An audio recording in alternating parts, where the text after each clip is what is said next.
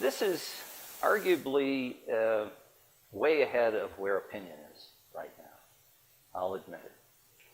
However, I always say you can't fight something with nothing, and there's going to be a problem if we don't think through what kinds of agreements might help make things better with regard to the things that we think we need to compete in. Because essentially, some of these competitions, like in missiles, do not have happy endings. If everyone gets more and more and better missiles, it's not clear to me that all of these missile defenses are going to work that well. Maybe you could make the boost phase work. Maybe you can make some portion work. But at some point, the offense wins. You need to limit the number of missiles out there if you're going to make the defenses work. So that's problem one. The space stalker thing I've just gone through. But politically, there's a bigger problem.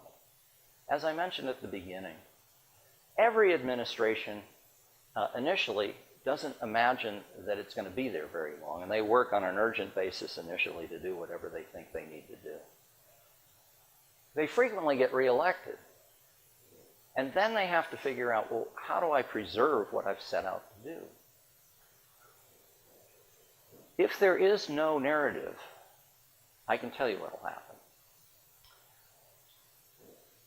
There's going to be an election, and the Republicans will lose. This happens occasionally. Actually, the opposite happens occasionally. In fact, it's almost certain this will happen. And when that happens, we will revert to where we are now, rhetorically, on arms control. As I tried to portray in these two pictures, one view is that the natural order is all there is, that we just need to compete, and if we compete well enough, everything will be fine. This is portrayed by this rather amusing cartoon of nuclear deterrence where everyone walks in a circle with a gun in their back.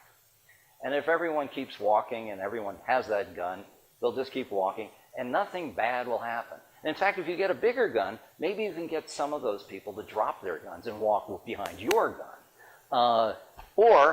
Of course, there is this problem. Occasionally, people get bored. They go to a movie and someone gets up and starts shooting. Or they go to school and someone gets up and starts shooting. Or they go into a public area. There are people out there that actually might fire the gun. This model only works if you have people sensible enough not to do that. Good luck. Now, these people are a little different than the others. Now, these folks are, if you can see the sign, zero, global zero. Now, this is a little unfair. My wife and I actually do own a tandem. However, I don't own a recumbent. I think that's going too far. I've never gone to a Renaissance fair either. But maybe they know something I don't know. They're ahead of their time, and I will be on a recumbent, in another 5 or 10 years. But in any case, people in these two camps roughly work as follows. This group never saw a weapon system they didn't like or an arms control agreement they were attracted to. And with this group, it's kind of the other way around. They never saw a weapon system they liked, and they never saw some kind of negotiation with someone who was an adversary they weren't attracted to. Roughly, if that's the only choices we have, that's the end of arms control. We'll go from one to the other and get nowhere.